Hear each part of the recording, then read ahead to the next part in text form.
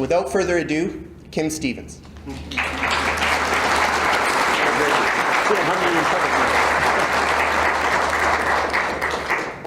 Thank you, Richard, and now I know my nickname's going to be the sheepdog, is it? Just before I kind of launch into what I'm going to say, I'm looking across and I see David Stapley of the Comox Valley, and I need to kind of bridge in now with a bit of a story, because it was a year ago in March when the Comox Valley Stewardship Sector initiated what became known, well, it was called the Comox Valley Eco Asset Symposium, right? And so, Paul mentioned Wally Wells, and so the next day, Wally Wells came back to Nanaimo, and he sent me an email saying, "Kim, yesterday was great. We've got to do the same thing in the Nanaimo region." And that was really the genesis of today. And of course, I responded immediately by saying, "Right, but you realize it'll take 12 months to make it happen." And that set off the process. And so what I want to mention that was for is because from the partnership's point of view, at the beginning of last year, we made a commitment to really put energy into our collaboration with the stewardship sector, because most of what we do is related to building capacity in local government. So it's been a very successful year. And so one of the outcomes of this whole process today is the collaboration between NALT and the Partnership for Water Sustainability, and of course our relationship with the Comox Valley Stewardship Sector. And it's a question of where will we all go together, building on the momentum that you started to get going a year ago, and what we believe today will help create as well as a launch. Enough of that transition, but I want to now, in terms of, and I have to do this left-handed, reflecting on Bob's presentation last night, and really what Bob said, it was the call to action. And so what Bob does so well, because he's such a master at translating the high level, the global stuff, is setting the context, right? So that those on the ground, and we're all on the ground, will know what we all need to do to, over time, make a difference. And so, in terms of our new reality of flood and droughts and, the sponge communities, well, you can think of it maybe being pessimistic, but really, what we're saying is if we understand what causes the floods and droughts, over time we can build a water resilient future. So really the message here today, again, it's a message of hope, and as Richard has said and as Bob has said, it's the hard work of hope, and it does start on the ground. I wanted to use this kind of quotable quote to lead in because the Chinese have really captured global attention with their concept of sponge cities, which was really quite a simple concept if you understand the significance of soil. And I think what's become even more significant in terms of recognizing what's happening in China, well, first of all, I think people have to recognize that the only reason that they've really embraced the notion of sponge cities is because in the last decade, with the rapid urbanization, they have created so many problems, right? So this is a reaction to the problems they've got with floods and droughts. But what's always intriguing is, in terms of major initiatives, is if there's a guy at the top or a lady, in terms of, if you think back to some of the female leaders in the world, if the person at the top gets behind the idea, it makes a heck of a lot of a difference. And in this case, President Xi is the guy who was the advocate, the champion. So I suppose, in terms of him now being ruler for life, we can assume there's a long-term commitment to sponge cities. And not only do they have the sponge cities, but they also have the vertical forests in China, which is an idea they got from an Italian architect who builds forests on the side of skyscrapers. So again, there's a lot of good stuff coming out there, but the message for people in British Columbia is they've had to go this way because they messed things up. We still have a chance because we've preserved so much stuff. So we don't need to mess it up to have to do what they have to do to fix things up. And it's not just in China, whether it's Berlin's got their sponge city. You've got Philadelphia are now 7 years into their 25-year Green City Clean Waters program, where they've really embraced the notion of restoring the sponge, right? Restoring the soil layer. So there's lots of examples now taking shape around the world where people are trying to make a difference, but we're a little different in British Columbia in terms of what's motivated us, because we're motivated by the salmon. I will elaborate in a moment. little did I know that when I picked this quotable quote, it would tie in nicely with one of the questions to Bob last night, because I think the significance of Bob Sanford, and Bob Sanford being so willing when we give him a call saying, Bob, we're going to do an event in Kelowna, Bob, we're going to do an event in Courtenay, Bob, we're going to do an event in Nanaimo, that Bob, with all his global commitments will say, what's the date? I'll be there, because it's all about planting the seeds, right? So unless you plant the seeds, and as Morgan Guerin said, unless you keep saying things enough times, well, if you say things enough times, it will happen. So that's the significance of the Morgan Guerin quote. And just, Bob, to pick up on one of your comments last night, in terms of First Nations in British Columbia, it is quite incredible when you take the time to spend time, how much wisdom you can get from the Morgan Guerins and other people, because they have thought a lot about the land and our relationship. And so we just need to open our minds. So in terms of my presentation, it's broken into these three parts, and we're just trying to seed a conversation because we believe the stewardship sector is the key to what happens in the coming years and coming generations. And so in terms of the ideas that I want to plant, well, my mind map is, what, so what, now what, and what is the issue? And as you heard Bob talk about last night, the issue really is the natural water balance is out of balance. So it's out of balance on a global scale. It's out of balance on a local scale, let alone with the things that are going on globally. So what will we do? Value watersheds as infrastructure assets. And the reason we're using that language, because it's language that kind of local government leaders can understand, because it's an asset. And doing it right, restore the water balance. So the now what, the phrase we're embracing, coined by Storm Cunningham almost 20 years ago, is restorative development. Picking up what Bob said, it is possible, right? We mess things up one property at a time. We can restore things one property at a time. It all depends on your hot time horizon. So in terms of where we're at now, and I'm providing this from my perspective as an engineer whose career has been in the world of local government. And thank you, Richard, for saying it's only been 30 years. You kind of dropped a decade or two there, didn't you?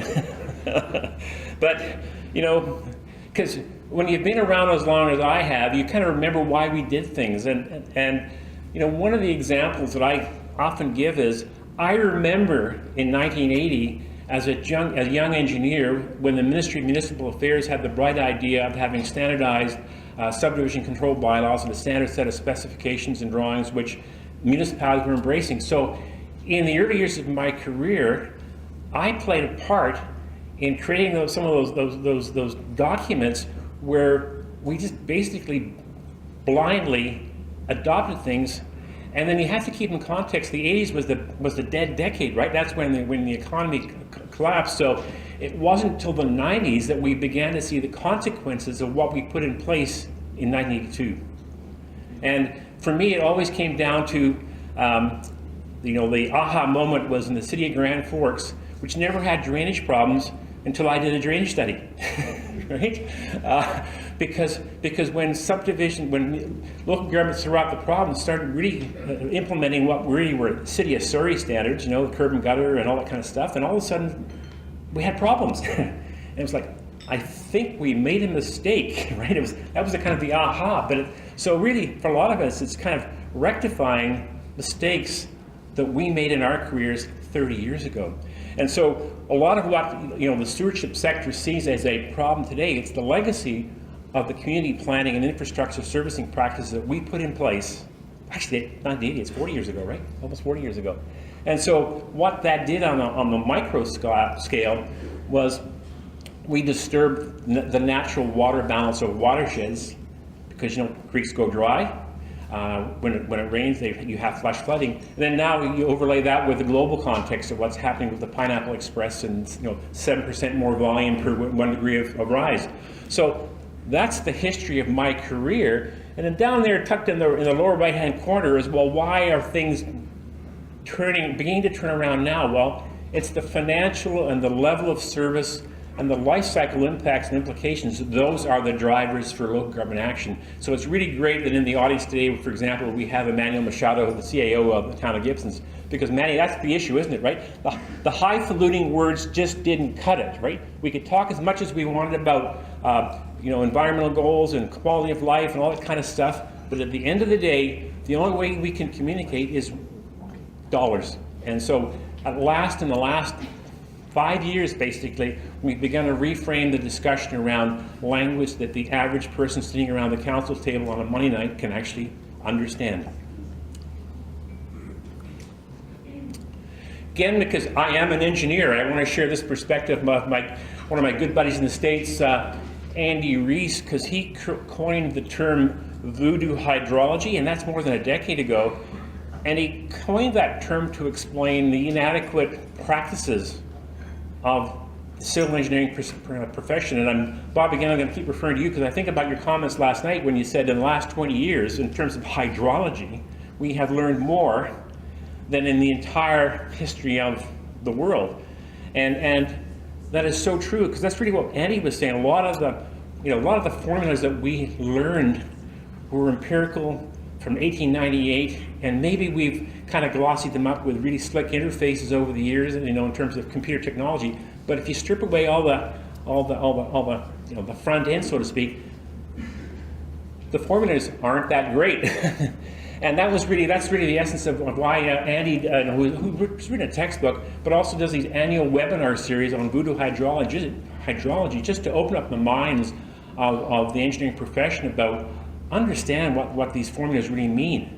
In terms of, as Andy, and I guess it was actually Tom Debo who co-authored the textbook with him out of the University of Georgia, who said, basically, nobody can ever prove you wrong in engineering and drainage, because you can get any answer you want based on what assumptions you make. So it's important that the stewardship sector understand this context for what we, as the engineering profession, have been doing and are still doing in terms of how we approach a lot of things. And this is an important image because it really captures where we as a profession have gone off track in the last 30, 40 years with those standards, because in terms of drainage engineering, the focus is always on surface runoff, but surface runoff is only one of 3 flow paths. And so what is not understood even by the my fellow engineers is the fact that there are 3 water balance pathways, each with a different time scale.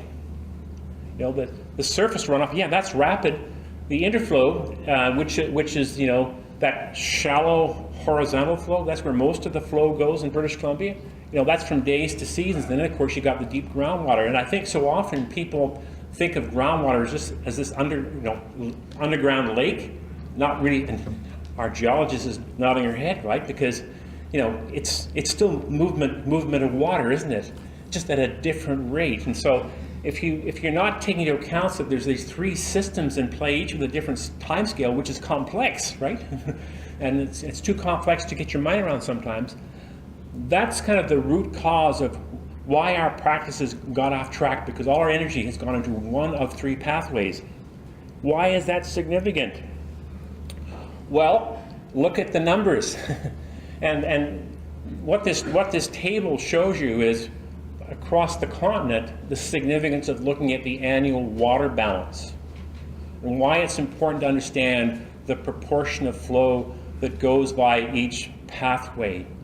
And so, when you look at coastal BC on the left-hand, most left-hand column, and again, this on an annual basis, this is looking at, these are real numbers, right? It's you can, the rainfall that falls and what you can measure. And so from gauged watersheds, when you consider that of the 3 pathways, surface is 10%, and think about that, because in British Columbia, what underlies most of the subsurface layers? Rock, right? Or glacial till. Aquifer, well, we don't have that many aquifers other than the Fraser Valley, when you got in the Grand Forks area and a few other places, but 10%. 60% is interflow. So just think of that number. of the total volume of water that falls in a year, 60% of that volume is being managed by this surface layer of soil in the top 1 meter. And that's the pathway, that's the layer that we have, for 50 years, have trashed in terms of our development practices. So is there any wonder that we've gone from to an unbalanced situation, where we have more water to manage, it's coming off faster, and this realization just didn't hit us until 2002 when we did the guidebook, and I'll elaborate on that next. So that's the significance that historically the community development and infrastructure servicing process has overlooked, ignored, or eliminated interflow. And interflow was a word or a concept that people actually understood 400 or 500 years ago. I'm looking around, and I saw Dave Reed here, and it was Dave Reed about almost 20 years ago that actually found a reference to a guy named Bernard Palissy in France, who in the 1400s or 1490, around that era, actually was the first person to grasp the concept of interflow. So it's not like it's a new concept. We kind of know these things and then we forget, and that's our history. What happens on the land does matter. And as a water guy, it's always a frustration over the years to realize that people treat water and land as silos. And I think for one of my memorable moments was for the Water Sustainability Act process. Leading up to the act was a 10-year process, and I was on the technical advisory group. And I remember the day where the group finally got it that, in terms of the Water Sustainability Act, we needed to reference the fact that it's land and water, stupid. And so that's why one of the seven goals of the Water Sustainability Act recognizes that relationship between land and water, because it's not something that's intuitively obvious. And for some reason, people have not necessarily gotten it, that your land ethic is what drives what happens in the water. It's not your water ethic, it's your land ethic.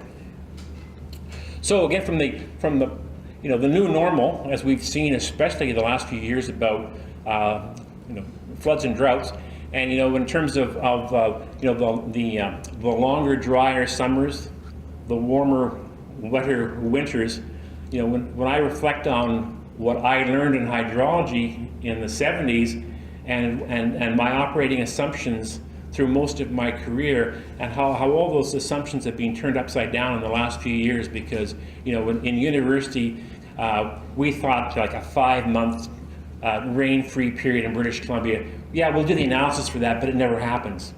And now we're pushing that 5 and 6 month duration as the new norm. And with our small puddles of water, which are our reservoirs, we can't make it through the 6-month drought unless we're really water conservation conscious. So in terms of the role of the Partnership for Water Sustainability, well, we're looking at the water balance, the water cycle with fresh eyes. We are developing new approaches, methodologies, and tools that would enable communities to achieve what we're branding as sustainable watershed systems through asset management. And it's too bad Wally's on that boat heading for Hawaii today, because he's Mr. Asset Management BC, but asset management is the way we're beginning to drive change in British Columbia. And in terms of, just as a postscript to that one, we only had about 50 copies to hand out, so I guess some of you have got the water balance approach on Vancouver Island, so hopefully that will be a little bit more meaningful to you now when you flip the pages and see some of those numbers. And you're always nodding, so I guess you're getting it, right? So what will we do? Value creek sheds. And I've started to use the word creek shed as a result of Finn Donnelly, Member of Parliament, in terms of him saying we got to start changing our language and make that distinction between the big watersheds and the small watersheds, which are really creek sheds. And unless we plant ideas and start using the terminology, it won't become common practice. So creek sheds, right? As infrastructure assets and restore the water balance. That's the second idea. Nothing happens overnight. And I can tell you from experience that it took more than a decade to implement a policy, program, and regulatory framework that now makes what we're calling water resilient communities possible. And you know, 2003 was a very significant year in British Columbia. It was the Teachable Year. If I was to go around the audience and ask, why was 2003 significant? You'd probably all look at me blankly, but what if I said Kelowna? Yeah. Right? Because if you think back what happened in 2003, I mean, we started with the drought, the forest fires, Kelowna was, you know, they were evacuating a third of the town, followed by floods. Pine beetle burst into prominence that year, right? So it was like the four horsemen of the apocalypse in 2003. That made it possible for us to do the Water Sustainability Action Plan for British Columbia, because Gordon Campbell got it, right? And timing is everything. And so, you know, everything. The reason I'm here today was because of the Teachable Year. When I've had the opportunity to go to different places like Australia, Vermont a couple of years ago, when Senator Patrick Leahy invited me to come down there and do a presentation at his symposium, my aha in Vermont was realizing the only reason we got in British Columbia that we got the jump on so many regions of the world was because our Teachable Year came earlier than them. That in 2003 we had the Teachable Year. In Vermont, their Teachable Year was 2010, where they got hit by a typhoon and all kinds of floods, and everything, you know, everything went to hell, so to speak, that year, and then it kind of woke them up. And so, you know, but that's been significant that we got the early jump in terms of our mindset. But that was just the Teachable Year. So really, the next thing was the call to action, which was in 2008. And the reason it's the call to action because two things happened. Because Gordon Campbell got it on water, and having talked, we know that. You know, living water smart. You know, because everything we were doing between 2003 and 2008 was informing what was going into living water smart, and so that became a policy direction. The same time as Campbell, when he made his speech to UBCM, and he had a post-it note which said "Green Communities." And when he announced the program, he then gave the post-it note to Glenn Brown and others in the Ministry of Municipal Affairs at the time, and said, "Make it happen." Right? So, I mean, that's the significance. And really, then it took from 2008 to 2014 then to get these three game changers. And that's the significance of, you know, the Water Sustainability Act, which was enacted in 2014, developed with care 2014, which has not gotten the recognition and the profile that it needs. And part of that is because the people who were driving it retired, and nobody's picked up the ball. But in 2014, we said, this is important. But what was also important was it was December of 2014 was the release of Asset Management for Sustainable Service Delivery, a framework for British Columbia. Those are what we call the three game changers, because it took a decade to get to that point where everything's in place that we need to make the change, but we just need to make the change. But of the three, the BC framework is the linchpin, because the BC framework goes to the heart of what local government does, which is money, right? And so that's what's, you know, and again, through the leadership of people like Glenn Brown, who's now went from the province to UBCM, and you got people like Liam Edwards, and who's an executive director in, well, they're back to being called Municipal Affairs again, aren't they? Yeah, that's right. After all those name changes. And Brian Bedford, you know, the people who are driving the asset management framework, you know, in order to get the grants now, local governments have to commit to the asset management process. And the emphasis is not on the asset management, the emphasis is on the sustainable service delivery, recognizing that's what local governments do, deliver services. So the financial incentive is in place to make the change, and so people like ourselves and Emmanuel Machado of Gibson's are driving the initiatives that are demonstrating how to push sustainable service delivery to the next evolution, which is how we manage the watersheds. But I just want to kind of step back for a second and kind of give you a bit of context, because my personal legacy is the guidebook, the Stormwater Planning for British Columbia. Because, you know, that was really that's when things began to change in terms of, or gave us the foundation document that we have built on. And David Reed's in the room, and you'll remember probably when we had the meetings with the steering committee, and there came a point near towards the end as the guidebook was about to be released, and we said, what is going to be our soundbite? How are we going to brand this? And you got to think in terms of 2002, when we said our premise was going to be land development and watershed protection can be compatible. In 2002, that was a radical, heretical statement to make, because in 2002, we finally began to understand the basics, the causes, in terms of kind of reflecting on the significance, is that when I was in Australia to do a keynote at a national conference in August of 2016, as I listened to the discussions that they were having in Australia, I realized our lucky break in British Columbia and Washington State was that when Rich Horner and Chris May did their research, Puget Sound research in the 90s, that we changed the conversation in British Columbia to be talking about fish and what's the cause of the changes in the land that are impacting on fish. Because in Australia in 2018, they're still debating engineering formulas as opposed to dealing with the root cause. And even though Rich Horner and Chris May are engineers, they understood the biology, and that changed the fact that we changed the conversation 20 years ago in British Columbia and put the focus on land use, changes, impacts. Let's go back to the source. What do we need to change on the land? And that got us thinking about the water balance and hydrology. So it's a foundational piece in terms of what we do. We continue to build on it. And again, to reiterate, the breakthrough was the science-based understanding. And that was huge in 1997 when Rich Horner and Chris May released their Puget Sound findings. And that's what began to allow us to bridge the gap between policy and site design.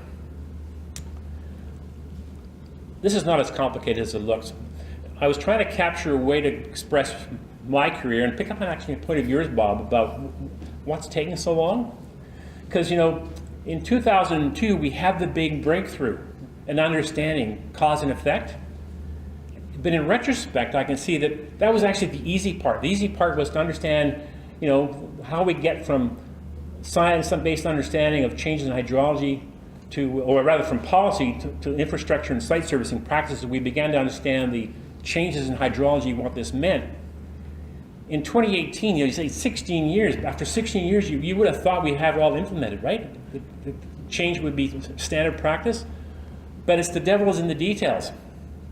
It's those subdivision control bylaws that are based on 1950s, 1960s thinking. That's the bane of our life, right? Because everybody can buy into the high-level language and understand the basic concepts, but unless you change the way the design engineer is doing things on the ground, you haven't changed anything. And that's the grinding process that we're into. And that's the disconnect between knowing what you should be doing, and most people know what they should be doing, versus actually doing it. So it's not that we don't know, it's just we're not doing it, and we're not doing it fast enough. And just to go back, yeah, it's that entrenched beliefs and just that reluctance to change, right? It's as simple as that. And as I reflect on that 16-year time frame and my own role in terms of on implementing the action plan and doing what I do, that in the early years, and Richard remember this, when we did a water balance training workshop, people knew they needed to be there because the provincial government was behind us. And then in 2008, the economy crashed. By 2009, Gordon Campbell, he still got it because in 2009 we got the Premier's Award. But then, if you think it's since 2009, the lack of high-level support. Used to be if I wanted to go to an event and say I'm so-and-so in the provincial government, I need you to be there with me to show the provincial flag. We need to be able to tell this message.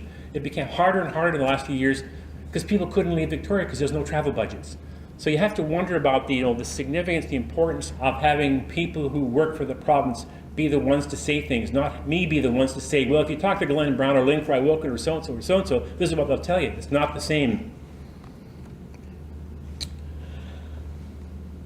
So another busy slide, but in terms of the storyboard, in terms of there's a lot of information that kind of tells the story. So 2015, we released Beyond the Guidebook 2015. We've kept that way of thinking, it's the guidebook, we go beyond the guidebook, beyond the guidebook 2007, beyond the guidebook 2010. Our educational goal, that those who are involved in municipal land use and drainage would understand the vision for sustainable watershed systems through asset management. It's an educational goal, right? Part of that's the paradigm shift to recognize watersheds as infrastructure assets. And the significance there is people in local government get it in terms of whether you use the word liability or deficit, that we don't have the money to refinance or replace our existing core infrastructure like water and sewer and roads. And so the simple challenge to a council or board or a regional board is, why would you take on another unfunded liability called drainage, which is what you've been doing for a lifetime? And so, but if you begin to think of that watershed as an asset which you have to manage as you would any of your other assets, it changes the way you think. So the watershed is a system, it's an integrated system. The three pathways, you got to think of each of those pathways as each is an infrastructure asset. Each of those pathways provides a water balance service. Core concepts. This is where we're at right now in terms of, through the BC framework, moving along a continuum. It's a journey again, because even in terms of asset management / sustainable service delivery for local government, they're still having to make that, some are at ground zero, some are maybe starting step one. The really advanced ones maybe at step two, so you can't expect people to go from ground zero in terms of how they manage their assets to going to step three, which is applying the ecological accounting process to creek sheds to manage watersheds from a life cycle point of view, to realize that things have cost implications. So, but as understanding grows, we can expect local governments to incrementally move along the continuum. I should have mentioned earlier, this logo is the branding logo for the BC framework. So you can look at that as being a continuum. You can look at the steps 1, 2, and 3 being the continuum, but that's a key image. All these PowerPoint presentations will be on the waterbucket.ca website, so you can get it there. In the finale few minutes, now what? Key message. Restorative development is possible. It's one property at a time, right? So again, if we mess it up at one property at a time, we're going to have to fix it up one property at a time. I think, to echo what you said, Bob, we don't have the luxury of time, right? We don't have the luxury of time. We've frittered that away. The last 16 years, in my view, in terms of what I do, has been characterized by, yes, we've made great progress, things are getting better, but boy, the missed opportunities have been incredible. It's the missed opportunities that result in the cumulative benefits rather than the cumulative impacts. Whoop. Went too fast. Literally, the eyes of the world are on this group today. And the reason I say this is because Storm Cunningham, he coined the term restorative development in his 2002 book, The Restoration Economy. Well, last week, Storm Cunningham reached out to me, got hold of me, because he became aware of this event today and was intrigued by it, right? And on Tuesday, he tweeted his and used his LinkedIn account to communicate to his 40,000 followers around the world about what's happening in Nanaimo Wednesday and Thursday. Because what's going on is significant. I think that's what, echoing what you said last night, right, Bob? When people say, why are you going to Nanaimo? Because this is where things are happening, right? But, again, the guys walk the talk, and the point being that, we have a lot of experience in a lot of areas of how to get things right. And so when I interviewed Storm, and for those of you who did read our e-newsletter on Tuesday, those quotable quotes came out of the interview with Storm, and so I asked him, well, what was your motivation? Where was the aha moment in your life? And then he got talking, and then he referred to Bill Rees. He said, well, who's that professor I met up in UBC, the ecological footprint guy? Bill Rees. How do you know Bill Rees, right? And he said, but Bill Rees is kind of a doom and gloom guy. Because with Bill, and I had him as a professor, but because Bill only sees us consuming more and more resources, and the point that Storm Cunningham made to Bill Reese was, the flip side of the problem is the opportunity. And when we do restoration work, we're making things better. So it's not about just making things less worse. It's about making things more better, right? And you got to take into account the two parts of the equation, and that's really the significance of what streamkeepers are doing, right? Making things better. So that's an important takeaway. This afternoon, my colleague Tim Pringle will be talking about or the ecological accounting process, but it's all about getting people to look at watersheds differently, to get people to understand the whole system, water balance view, and begin to kind of reframe things so that those making the decisions kind of see things in terms of there's a cost to them if they don't get it right. So what can stream keepers do?